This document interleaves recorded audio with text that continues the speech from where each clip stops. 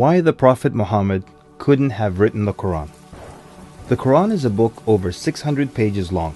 It covers a wide range of topics and was revealed bit by bit over a period of 23 years. So if a man wrote the Quran, we already have a number of problems.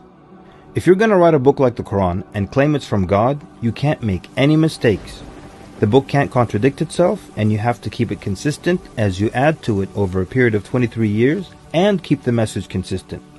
The grammar and style also have to remain the same. If the Quran is not from God, Muhammad would have to write it himself. That means in the middle of the Arabian desert, with no books around and being illiterate, he would have to know law, civil rights law, criminal law, family law, labor law, military law, personal injury law, real estate law, and tax law. He would have to know history. With little to no Christian presence in Mecca, he would have to know the stories and events in the lives of the prophets before him, the history of past nations, Judeo-Christian religious rulings, and he would have to know it well enough to somehow offer additional information and details not found in those books.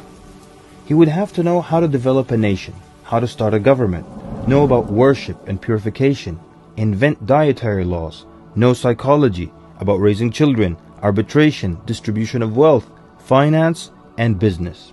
In the area of science, he would have to know embryology, oceanography, about plate tectonics, cloud formation, UV rays, know about plants, mountains, bees, the human brain, the Big Bang, and the expansion of the universe. And in order to make the book complete, he would have to have knowledge of the future so he can write things that will happen in the years to come.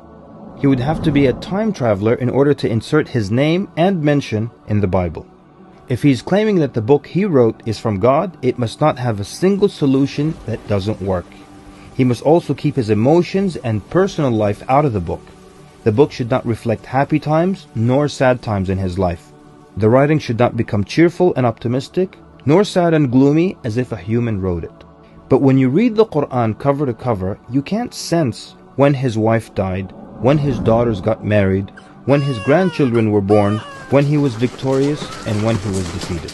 To anyone who examines the Quran, it becomes perfectly clear that there is no way a man in the desert 1400 years ago could have written such a book.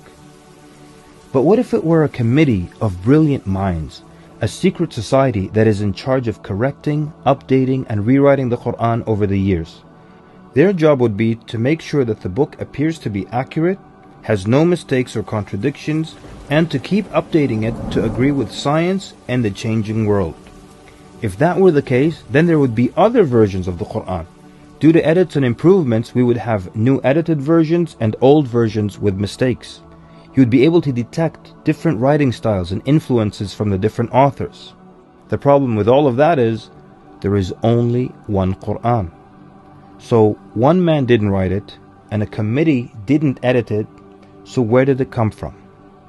What if clever devils dictated and influenced a man to write the Quran? The question then would be, what kind of devil calls to good behavior, worshipping God, honoring Jesus, giving to the poor, and warns of the devil? Any way you analyze the Quran, you come to a clear conclusion. It could not have been written by a committee, a devil, nor the Prophet Muhammad. Since it's impossible for Muhammad to have written it, then that means he was truthful in that it is from God. If it is from God, that means he was a genuine prophet. And if he's a genuine prophet, then his message should be heeded and obeyed.